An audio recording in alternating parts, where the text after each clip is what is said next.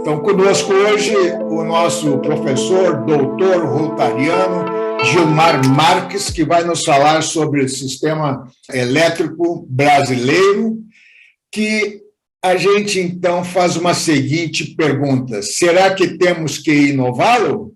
Esta é a questão. Então, ele vai nos falar um pouquinho e vamos ver se ele tem resposta para isso tudo. Senhor Gilmar, a palavra é sua. Muito obrigado por estar aqui mais uma vez. Bem, pessoal, eu vou procurar responder essa pergunta que o Chico colocou, mas antes disso eu vou fazer uma observação aqui quanto ao tema que está lá na nossa publicação lá no nosso grupo, né, no convite lá para a palestra. Na verdade, o SEB que eu estou trabalhando aí é o setor elétrico brasileiro. E por que essa observação é importante? Porque quando a gente fala de setor energético brasileiro, nós estamos falando em algo muito mais amplo, né? Aqui eu falo de uma fonte de energia que é energia elétrica, né?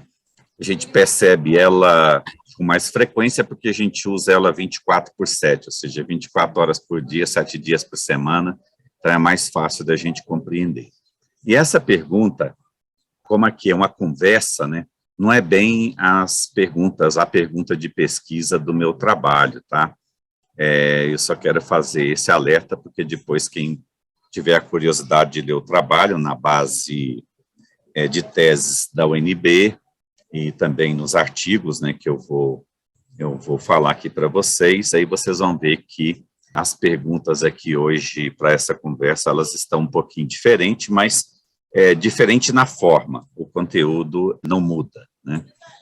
Bom, primeiro precisa de nós contextualizarmos, né, o que foi esse trabalho. Esse trabalho ele envolveu um estudo de inovação no setor elétrico no mundo, notadamente Estados Unidos, Reino Unido e países da OCDE, portanto, tem uma representatividade significativa, e ele buscou o conceito de inovação que vem de Schumpeter, né, que é o da destruição criativa até no dia de hoje, né, inovação aberta das tecnologias disruptivas, né. Fala de política pública, ou seja, desde a concepção, implementação e avaliação de uma política pública, e um dos estudos aqui desse trabalho, um dos 4 estudos que eu vou apresentar resumidamente, ele trata, né, de uma modelagem de avaliação de política pública, e também nós não vamos deixar de falar um pouquinho das políticas públicas de inovação versus, né, os setores altamente regulados, e o setor elétrico é um deles, né. Eu vou apresentar rapidamente também uma análise, né, do programa de PDI do setor elétrico brasileiro, e do programa de eficiência energética, que estão todos nesse rol aí de inovação. Também não deixa de falar um pouquinho sobre as premissas de política pública de inovação do setor elétrico, e essa premissa é da modicidade tarifária, que é o que perdurou por aproximadamente 20 anos, né, na nossa política tarifária. E os compromissos decorrentes, né, do Acordo de Paris, da NDC que o Brasil assinou, a Agenda 2030, né, particularmente o ODS 7, que fala de energia, né, e das fontes renováveis de energia, o ODS 9, que fala de inovação, e o ODS 3, que trata de mudanças climáticas, né. A primeira pergunta, né, que foi aí da chamada, por que inovar no CEP, né? Essa figura aí, ela mostra para a gente a necessidade de inovação. Primeiro, nós temos hoje um modelo no setor elétrico mundial, né, então não é um privilégio só nosso, que ele é um sistema relativamente simples e tem um fluxo unidirecional. O que significa isso? A energia vai num único sentido, ou seja, as fontes, né, produtora de energia e a distribuidora envia para nós e pronto, né? Mas o que o futuro espera e que já começa a acontecer com as tecnologias existentes, né? Que a complexidade desse setor mude drasticamente. Isso já está acontecendo. ainda numa escala menor, mas com uma tendência de aumento de escala de forma significativa, que o fluxo se torne bidirecional, ou seja, eu vou enviar energia e receber energia. Então, nós criamos aí também, nesse modelo, o chamado prosumidor de energia, aquele que produz e ele mesmo consome também energia. Isso tudo vem num ambiente de mudança, se nós formos olhar aí nos últimos 200 anos, como é que era a mudança. A gente tinha pico de mudança, vinha aí 90, 100 anos depois, outro pico de mudança, né? Agora não, agora a mudança acelerou, tá? E ela mudou também a forma, ou seja, essa baguncinha que vem aí depois do foguete quer dizer que a inovação, as mudanças, ela começa a acontecer incluindo meios físicos e biológicos, ou seja, nós deixamos de falar de era de TICs, né, ou era de tecnologia da informação, era da informação, a gente começa a incluir, por exemplo, na quarta revolução industrial, na terceira e quarta revolução industrial, mudanças jamais pensadas, né, anteriormente. E os próximos 10 anos, nós veremos certamente mais mudança do que nós vimos nos últimos 200 anos, né? Então, é esse o contexto que a gente vive. E, para isso, a gente precisa de conversar um pouquinho sobre, né, e aí eu fiz 4 perguntas. A primeira aí seria, né, como, né, a regulação pode afetar a inovação. A segunda, a inovação do SEB impacta as mudanças climáticas, né, como que impacta, né? A privatização e a inovação do SEB reduziu o preço da energia elétrica paga pelo consumidor. Nós pagamos pela inovação, correto? Vem na nossa conta todo mês, lá a gente está contribuindo, inclusive sem demonstração na conta, né? E nós pagamos por esse programa de inovação, que custa aproximadamente 1 bilhão e 100 milhões de reais por ano. 1 bilhão e 100 milhões de reais por ano. É muito zero que tem aí à direita desse 1. Né? Quarta pergunta, qual é o grau de maturidade de inovação do SEB? Por que essas perguntas são importantes? Por quê? Primeira, é um setor altamente regulado. Como é que a inovação funciona com regulação? O segundo, mudanças climáticas está na ordem do dia e, inclusive, em compromissos internacionais assinados pelo Brasil. Terceiro, existem mitos de que a privatização e a inovação reduz custos sempre, né? Nós estamos falando de algo que chega no consumidor, então nós vamos saber se a gente paga uma conta de energia menor do que a gente pagava antes desse programa. E a quarta, se o grau de maturidade de inovação do nosso sistema elétrico brasileiro, se ele possibilita, né, que o consumidor venha realmente a ter algum benefício com relação a isso aí. O primeiro estudo, eu trouxe ele aqui de uma forma mais descritiva, entre pontos positivos e negativos, porque trata-se de busca na literatura. E essa busca, ela mostrou o seguinte: primeiro, que a inovação em plantas industriais, né, de energia elétrica na União Europeia, elas contribuíram drasticamente para a redução de emissões de CO2 ou para, né, as chamadas mudanças climáticas, né?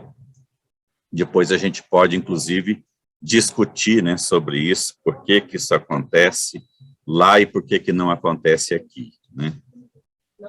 Segundo, também indica que na Ásia, principalmente na China, existe um grande potencial de redução de emissões de CO2 no sistema, ou seja, favorável aos efeitos aí das mudanças climáticas, porque essa inovação traz, né, uma mudança substancial no modelo de produção de energia elétrica, né?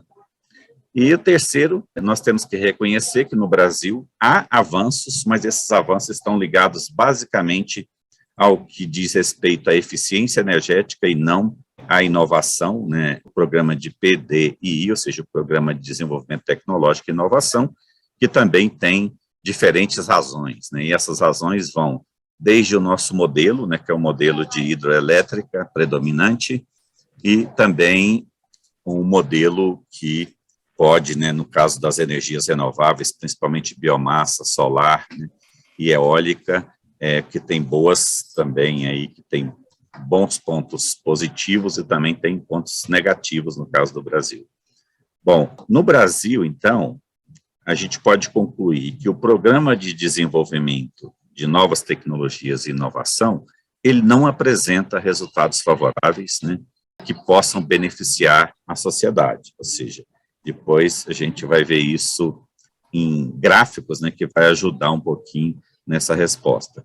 Segundo, que esse programa, ele pode estar sob o efeito denominado invertido, né, que a literatura mostra por meio dos estudos aí, dos autores citados, que feito em 31 países da OCDE, e naqueles países que adotam o modelo de regulação da OCDE, que é o caso do Brasil, nós não somos OCDE, mas nós adotamos o modelo de regulação da OCDE, em todos os setores regulados, inclusive, a gente também tem essa dificuldade com o nosso programa de inovação. O efeito invertido na inovação, aí nessa figura ele deixa bastante claro, né, onde nós temos no eixo Y, inovação, no eixo X, regulamentação, significa que quando eu caminho no eixo X para a direita, né, ou seja, caminhando lá 50, 100, eu vejo o impacto da inovação, né, ou seja, se eu estou no zero aí do eixo X, né, eu não gero inovação nenhuma. Se eu estou no 100, eu também não gero inovação nenhuma. O ponto ótimo é o ponto dos 50 a 50, onde eu tenho 50 de inovação e 50 no eixo da regulamentação, e aí sim eu consigo um bom resultado de inovação. Mas isso é um modelo teórico, é um modelo aceito, né, para esse tipo de avaliação, e a gente tem que ter muito cuidado para fazer essa análise. Por quê? Porque tem setores que é pouco regulado, e aí eu vou e utilizo esse modelo. Setor pouco regulado, o impacto é diferente. Então, isso aí vale para os setores altamente regulados, né? Esse modelo de inovação que nós adotamos aqui, ele traz alguns resultados, né, que deixa a gente assim um pouco, a hora que nós vamos avaliar, deixa a gente um pouco preocupado.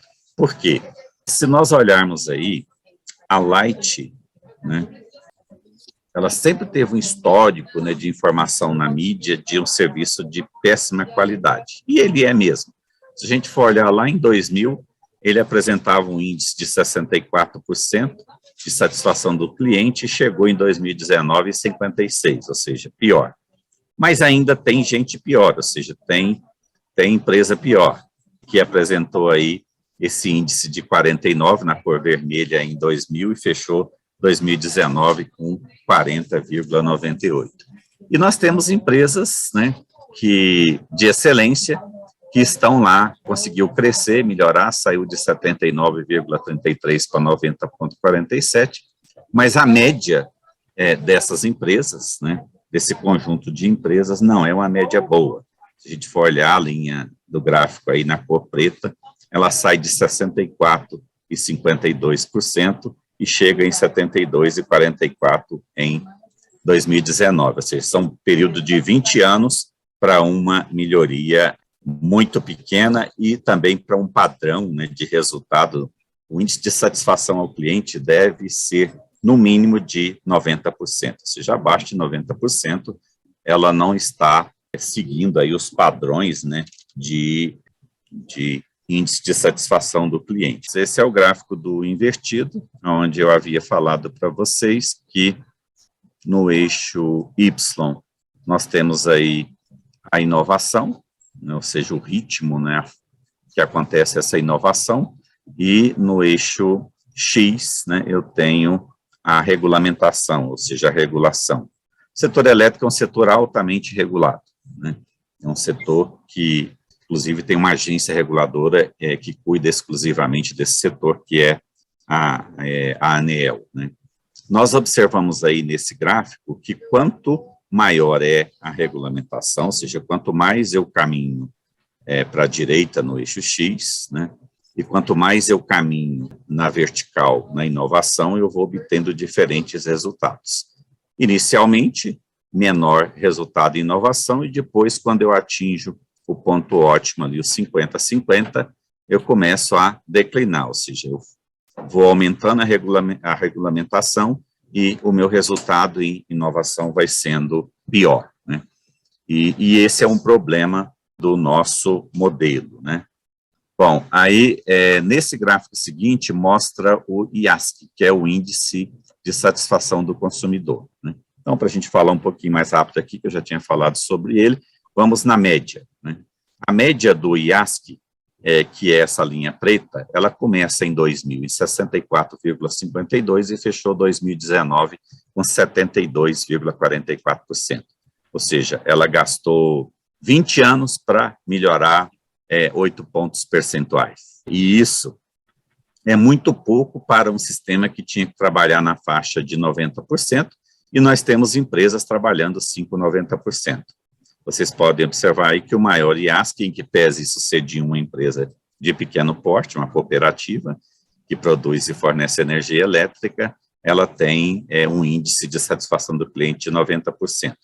A CPFL, que é uma companhia considerada uma companhia de excelência em São Paulo, ela tem 76,81 em 2019, e ela conseguiu crescer de 2000 a 2019, né, apenas 4 pontos percentuais, em torno de mais ou menos 5 pontos percentuais, né? Então, isso é muito pouco para quem trabalha com uma massa, né, de público consumidor muito grande, né? Bom, essa média aí, então, ela traz também não só problemas com relação ao atendimento ao cliente, mas ela traz problemas também das empresas com agências reguladoras, isso implica em multas, né, e por aí vai. Bom, mas aí tem o segundo estudo. O segundo estudo pergunta exatamente quais são os benefícios, né, desses programas de inovação, tanto do eficiência energética quanto do PDI. A gente sabe que o PDI não trouxe benefícios, mas o eficiência energética ele trouxe, né, resultados bastante interessantes. Trabalhando aí pelos totais, né, a gente vai observar que nessa terceira torre aí do gráfico, onde a gente tem total de investimento do PE em 11,95 bilhões de reais investido, né, gerou um benefício de 41,94 bilhões em investimentos evitados em geração de energia. O que é isso? Eu investi aproximadamente 12 bilhões no sistema que eu tenho, melhorando a eficiência dele. Isso fez com que eu deixasse de fazer um investimento de 42 bilhões numa nova fonte de geração de energia. 42 bilhões seria aproximadamente, por exemplo, uma das nossas usinas de grande porte, exceto Itaipu, né? Itaipu é um empreendimento à parte em termos de valor, né? Se a gente pensar, por exemplo, um dos últimos investimentos, que foi a Belo Monte, seria mais ou menos em torno disso aí, em valores atuais, né? Então, ele traz, sim, benefícios significativos, né? E isso tem uma importância exatamente pela nossa baixa capacidade do Estado de fazer novos investimentos, né? Bom, e com relação aos nossos compromissos feitos na NDC, que é o nosso compromisso feito junto ao Acordo de Paris de redução de emissões. Nós estamos mal na foto hoje e ficaremos mal em 2030, tá? Nós, em 2010, tínhamos essa projeção aqui de linha azul de conservação de energia. Em 2020, eu fechei essas projeções aqui e projetei para 2030, seguindo os mesmos parâmetros da projeção feita lá em 2010. Ou seja, nós tínhamos um compromisso de economizar 10%, nós vamos chegar no máximo a 7%, ou seja, vamos chegar devendo, né, num acordo, num compromisso, né, inclusive ratificado pelo Congresso brasileiro, ou seja, compromisso de nação mesmo, com as Nações Unidas, né. Aí tem outras metas aqui, que eu vou passar rapidinho, que é a da geração de energia renovável, né, que é de crescer, um crescimento total em torno de 24%, e certamente a gente vai chegar muito próximo disso, ou até superar. Por quê? porque o nosso caso de investimento em energia solar feita pelo cidadão e não pelo Estado, tá? Esse aqui cada um faz na sua casa, no seu condomínio, na sua propriedade rural, ele está superando muitas expectativas e isso vai nos ajudar a chegar a 2030 cumprindo essa meta com uma certa folga. Quando eu fechei esse estudo, ainda não mostrava muito bem isso, não, porque o crescimento era acelerado, mas a gente não tinha, assim, essa segurança de que, se manter o ritmo, iria chegar. Mas com o ritmo de 2022 e o que já demonstra em 2023, provavelmente a gente vai chegar em 2030 com essa meta aí coberta, né? Essa informação aqui ela é importante para a gente entender o que a gente vê publicado na mídia, né? Quando eu falo em estimativa de emissões evitadas, né, programa de eficiência energética, aqui eu estou mostrando que, numa relação otimista, num cenário pessimista, a gente vai emitir mais, né, do que a gente emitiria lá no primeiro, por exemplo, no cenário pessimista, né? No cenário com eficiência, a gente vai emitir um pouco menos do que nesse cenário otimista. Mas por que a gente, no cenário otimista, a gente emite mais? Porque no cenário otimista, a gente trabalha com cenário macroeconômico. No cenário otimista, a economia é mais forte, as indústrias operando em pleno emprego, certamente vai consumir mais energia, a gente vai gastar mais energia elétrica, vai ter mais emissões. Inclusive, no cenário otimista, a gente prevê a utilização de usinas que emitem mais, né, que é a produção de energia de termoelétrica, onde se usa, inclusive, óleo, gás, né? O gás emite menos, mas o óleo e o carvão emite bastante. Aí a gente passa para aquela outra parte, que é uma parte bastante interessante, onde a gente tem aqui um estudo econométrico que mostra o comportamento da tarifa do setor elétrico ao longo desses 20 anos, né? Esse aqui é o modelo, não importa muito, vamos ao resultado dele. O resultado dele é o que importa. No gráfico aí mostra em 2000, quando começou, qual era a situação. Aí você vai caminhando por volta de 2008, 2009, 2010, a economia bombando, né? E o preço da energia elétrica lá em cima. Quando chega por volta de 2013, 14, a nossa presidente Dilma dá uma canetada e abaixa o preço da energia, o preço vai lá embaixo, mas o que acontece no momento seguinte? O preço vai lá em cima novamente, né? E isso a gente pode olhar, fechou 2020, 2021 com os preços lá em cima, e nós temos agora um replay, né? Ou seja, o nosso corte artificial no preço dos combustíveis, no final de 2022, vai provocar esse mesmo efeito aí no caso dos combustíveis, ou seja, a gente teve essa baixa e logo em seguida a gente vai ter uma alta que muito provavelmente vai superar o preço anterior. Por quê? Porque foi feito algo artificialmente, né? Aí o estudo econométrico mostra qual foi, né, o efeito desse programa que criou uma tarifa, onde o consumidor passou a pagar essa tarifa pelo programa de inovação. Então, eu tenho aqui o antes e o depois nesse gráfico. Então, esse antes aí, de 2000, não tinha o programa de inovação, não tinha tarifa paga para inovação, paga pelo consumidor. Aí nós fazemos um marco, aí segue, né? Na linha azul a gente tem o comportamento da tarifa, lá em 2013, 14 ela baixa pela canetada, depois ela volta a subir novamente, né?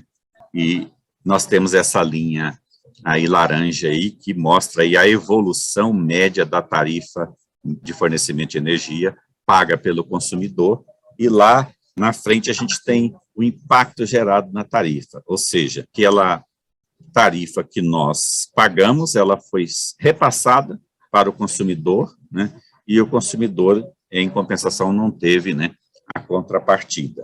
E aí vai dar, né, que deu aquele 60,95 de aumento real da tarifa nesses 20 anos. Né.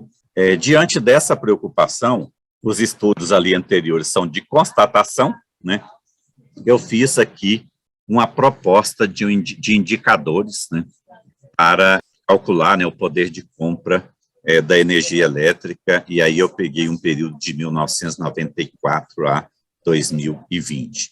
E criei 3 indicadores que chegou nesse índice aqui.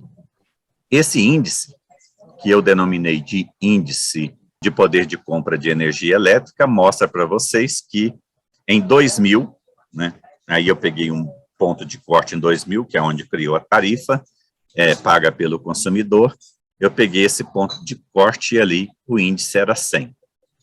Na sequência, toda vez que ele baixa de 100, significa que o consumidor está perdendo em relação ao preço da tarifa de energia.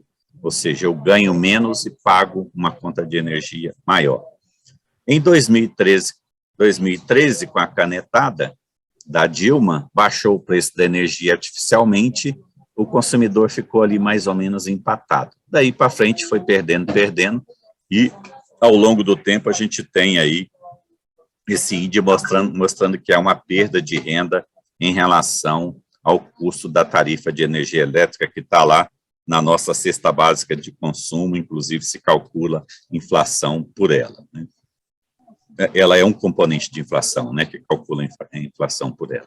Bom, esses índices, isso aí também, então, foi além dos indicadores, que não dá para a gente discutir aqui os indicadores, esse índice aí foi criado pelo meu trabalho, né?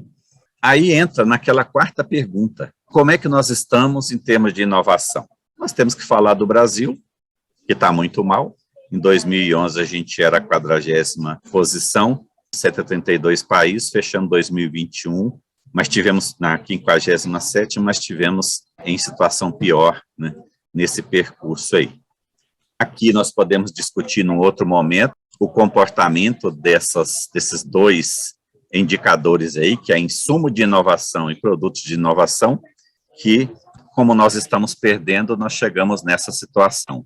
Ou seja, o Brasil saiu em 2011 de um IGI, né, ou seja, o índice de inovação, quando a gente muda naquela posição ali, e aí a gente vai para o índice de eficiência de inovação, que faz a combinação daqueles dois indicadores. O Brasil saiu de 0,92, no máximo de 1 ponto, e chegou em 2021 em 0,55. A China fez o inverso, saiu em 2011 de 0,33 e chegou em 0,92 em 2021. Ou seja, estamos muito mal em termos de inovação. Nós estamos mal no mundo, nós estamos mal nos BRIC, nós estamos mal na América Latina e Caribe. Ou seja, a nossa situação com relação à inovação é uma situação preocupante. Bom, e no Brasil, como são os investimentos em inovação? Está aí para vocês verem, ou seja, em 2011, a gente tinha no setor de serviço um investimento da ordem de 5%, né, em relação às receitas das empresas, chegou a 7,81% em 2012, 2014, caiu para 5,79% em 2015 e 2017, né, que é algo que nós estamos fazendo completamente equivocado, ou seja, a gente entra em crise, a gente reduz o investimento em inovação. Os países inovadores fazem exatamente o contrário. Quando entra em crise, aumenta o investimento em inovação. O grau de maturidade de inovação é um problema, ou seja, esse grau ele é dividido em estágio inicial, estruturação, em desenvolvimento, desenvolvido e maduro, né? O nosso grau de inovação do setor elétrico, de maturidade, está no grau 3, né? Grau 3 é um estágio de inovação em desenvolvimento, ou seja, não é capaz de inovação gerar resultados que beneficiem a sociedade, né? Aí, com isso, a gente utilizou aqui nesse estudo, né, essa ferramenta chamada escala TRL-MRL, né, que é uma escala utilizada inicialmente pela NASA, depois ela foi incorporada para as agências de inovação no mundo todo, né, e aí mostra, né, o quanto nós erramos nesse programa. 47,92% dos projetos entra sem avaliação nenhuma. 20,14% faz prova de conceito. 19,44% faz protótipo. E somente 12,5% chega ao mercado como produto ou serviço. Ou seja, nós perdemos uma montanha de dinheiro todo ano com esse programa. E quais são as necessidades? Como a gente corrige isso? Essa linha azul aí, ela mostra como está acontecendo a entrada de recurso no programa. E a linha vermelha mostra como deveria ser. Ou seja, eu preciso de muito mais dinheiro na fase experimental, né? Porque na pesquisa básica e aplicada eu tenho uma quantidade de dinheiro até maior do que eu preciso, mas falta naquele momento ali onde nós chamamos isso de vale da morte da inovação, ou seja, nesse momento, se não entra recurso no projeto ou na startup criada a partir desse projeto, ele morre. E aí você perde o dinheiro investido. E nós temos muito pouco dinheiro nessa fase de mercado, que é o TRL 7, 8 e 9. Eu acho que a gente pode parar por aqui. Nesse momento, nós viemos agradecer ao Gilmar dos Santos Marques pela sua exposição interessantíssima. A gente pode ficar aqui meia hora. O Rotary Club Brasília, 5 de dezembro, do Distrito 4.530, do Rotary International, que se reúne às quintas-feiras nas instalações da UFS Faculdades Integradas, ou no formato virtual, por meio da internet, prima por convidar pessoas ilustres que tragam momentos de interesse e certifica que Gilmar dos Santos Marques desenvolveu com maestria e competência o tema do serviço elétrico brasileiro. Será que temos que inová-lo? Quer dizer, a resposta está aí em várias colocações que foram feitas, 23 de março de 2023, e vamos encaminhar isso por meio eletrônico e depois em papel nós vamos deixar contigo também. Palestrante, é doutor em Desenvolvimento Sustentável pelo Centro de Desenvolvimento Sustentável da Universidade de Brasília, PPGCDSUNB, 2022, mestre em Planejamento e Gestão Ambiental pela Universidade Católica de Brasília, em 2006, graduado em Administração de Empresas pela ESCAI, em 1988, fez MBA em Gestão Empresarial pela FGV e é especialista em Contabilidade e Gerência pela ESCAI, Universidade Federal de Uberlândia. Coordenador de Tecnologia e de Inovação da Fundação de Apoio à Pesquisa do Distrito Federal, professor do curso de Administração da UPES, Faculdades Integradas, foi coordenador do curso de Administração no período de 2014 a 2019, é professor da Associação Internacional de Educação Continuada, AIEC, do Centro Universidade de Brasília, UniCeub, curso 100% EAD, tem experiência na área de administração geral, planejamento, gestão estratégica, modelo de gestão, administração da produção, materiais, logísticas e plano de negócio, além de modelagem.